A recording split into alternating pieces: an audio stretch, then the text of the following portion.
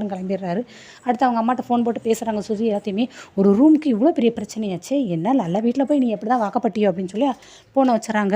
அடுத்து அவங்க அப்பா வராரு, ஏடி கிளம்பு அப்படிங்கிறாரு. காரில் ஏறவங்கையும், ஏட்டா எனக்கு ஒரு 5 லட்சம் செக்கு உடனே கொடுக்கணும். உடனே வா, அது எதுக்கு உனக்கு அப்படின்னு அவசரம் கேட்குறாங்க. இல்லை ஸ்ருதி வீட்டில் கொடுக்குறதுக்கு. ஸ்ருதிக்கு எதுக்குன்னு அவங்க வீட்டில் ரூம் ஒன்று கட்ட போகிறாங்களா, மீனாவுக்கும் முத்துக்கும் ரூம் இல்லையா, அதுக்காக தானே.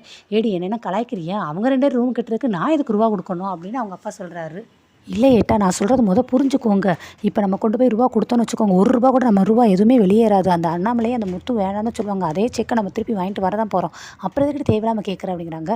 ஐயோ ஏட்டா, நம்ம ரூபா கொடுத்தோன்னு வச்சுக்கோங்க, ஸ்ருதி கிட்டக்க போய் நான் ஹெல்ப் பண்ண வந்து என்னை அவமானப்படுத்துகிறாங்க, என்கிட்ட ரூபா வாங்கலன்னு சொல்லி நம்ம ஸ்ருதி கிட்டக்க அப்படியே பிளேட்டை மாற்றி போட்டு நம்ம ஒரு சண்டையை ஏற்படுத்தி ஸ்ருதியும் அப்படியே நிரந்தரமாக நம்ம வீட்டுக்கு கூட்டிகிட்டு வந்துடலாம். இதுதான் என் பிளான் அப்படிங்கிறாங்க. ஆமாம், உன் பிளான்னா நல்லா தான் இருக்குது. இதுக்கு முன்னாடி ஒரு பிளான் போட்டு ஆனால் அது நல்லபடியாக சக்ஸஸாக முடியல, ஊற்றிக்கிடுச்சு. அதே போல் தான் இதுவும் ஊற்ற போகுது பாரு அப்படிங்கிறாங்க.